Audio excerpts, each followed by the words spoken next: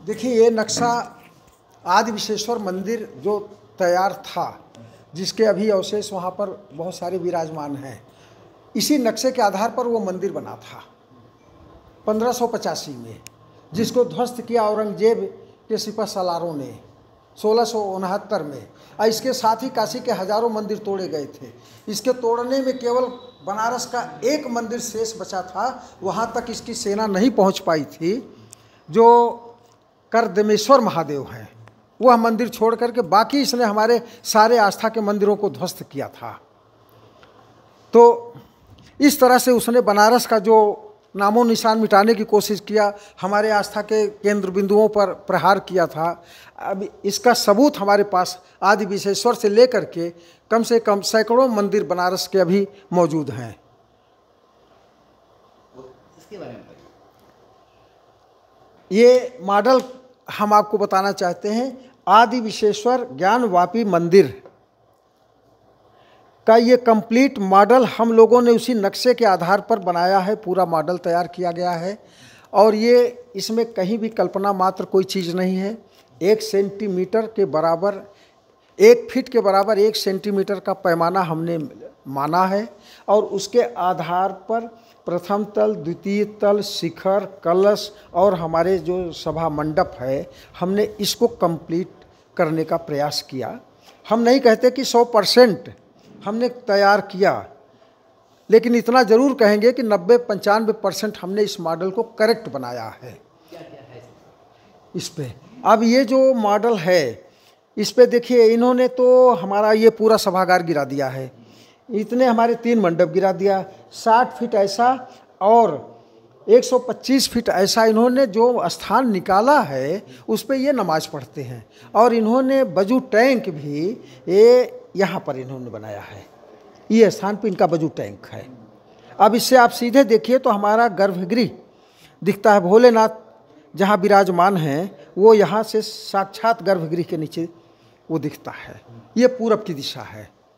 दक्षिण की दिशा में हमारा जो चढ़ावे का गर्भगृह में जल और छत और दूध होता था, वो इधर से नाली के रास्ते आता था और एक उसमें गिरता था यहाँ, और वो ऐसा वर्णन है कि वहाँ से ये चला जाता था।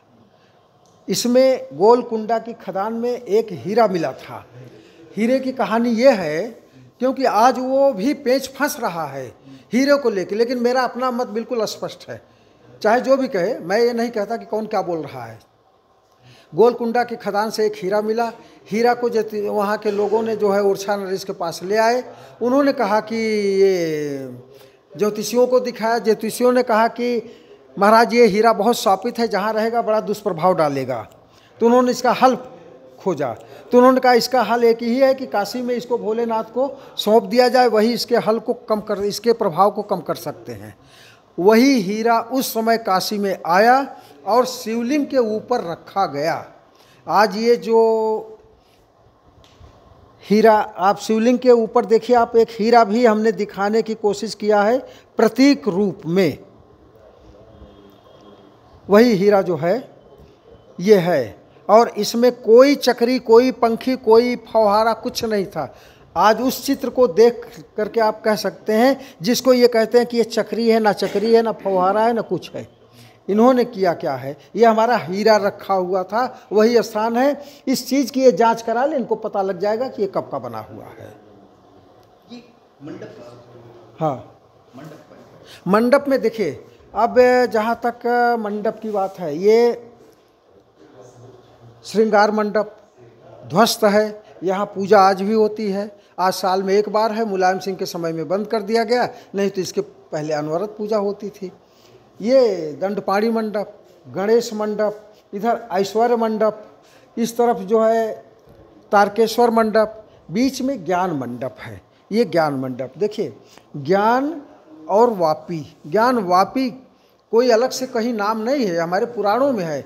ज्ञान वापी का एक बहुत बड़ा परिसर था, जिसमें ज्ञान का भी केंद्र था। वापी, वापी में तालाब, तालाब है, कूप है, माने उसको क्या कहिए, वो जलाशय है, कुछ भी कह लीजिए तालाब का नाम, वो वापी था। इसीलिए ज्ञान और वापी का ये परिसर माना जाता है। बहुत बड़ा विशाल परिसर था ज्ञान वापी परिसर, ये भी अभी तक चला है बहुत। अब ये कॉरिडोर में थोड़ा सा भिन्न हो गया, नहीं तो ज्ञान वापी परिसर का अपना बहुत एरिया था। प्रतीक चिन्ह के निशान भी बना। अब जहाँ तक चित्रों का, हमने चित्रों के माध्यम से भी बहुत सारे सबूत को दिखाने की कोशिश किए। हम एक आपको सबूत दिखाना चाहते हैं जो लोगों को नहीं समझ में आता। ये जो गुम्मद बना है, उस गुम्मद के अंदर एक कटा हुआ भाग था, हम लोग उसके अंदर से इस गुम्मद के अंदर प्रवेश कर गए। ये हमारा जो चीज़ है, हमारा ये मंडप का छत कहिए, छत कह लीजिए तो समझ में आ जाए आसानी से।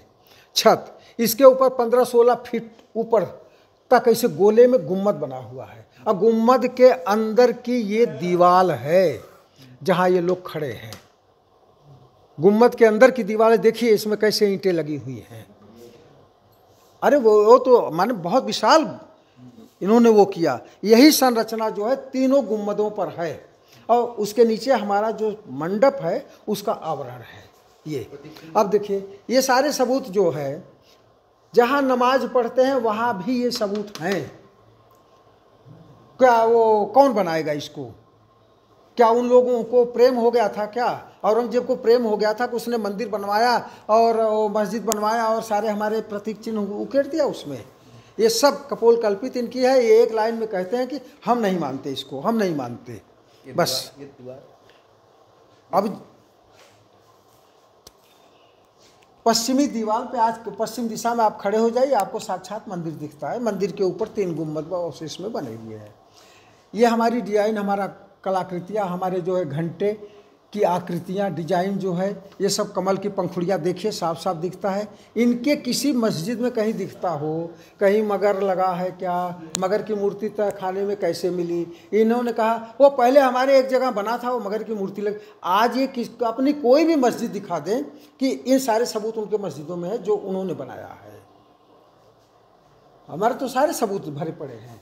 लेकिन अब सवाल यह है कि अगर ये सारे सबूत नहीं मानेंगे तो क्या होगा? तो कुछ तो विचार करना पड़ेगा। कोई भी हिंदू समाज अपना विचार करेगा, कोई न कोई रास्ता निकालेगा। सरकारें नहीं निकालेंगी तो हिंदू समाज खुद ही निकालेगा। क्योंकि मुझे लगता है अब पानी सर से ऊपर हो रहा है। हम लोग एक एक चीज़ की जांच की मांग कर रहे हैं, लेकिन जांच के मांग करने के बावजूद वो ये कहते हैं कि हम नहीं मानेंगे। अब ना मानने का विधा क्या है? सबूत हमारे दिख रहे हैं। मैं न्यायालय में गया, संवैधानिक तरीके से लड़ाई लड़ रहा हूँ। फिर नाना प्रकार की धमकी देना कि हम नहीं वो करेंगे, हमारे लाश पर से जांच कमीशन होगा, हम उसको नहीं मानते हैं। कुछ भी आप बोलते रहो, आप सब करते रहो, हम जांच कमीशन में जाएंगे, सबूत मिलते रहेंगे, हम बार बार सबूतों की तरफ जाएंगे। अब कितनी बार हम सबूत और कितनी बार परीक्षाएँ देते रहेंगे?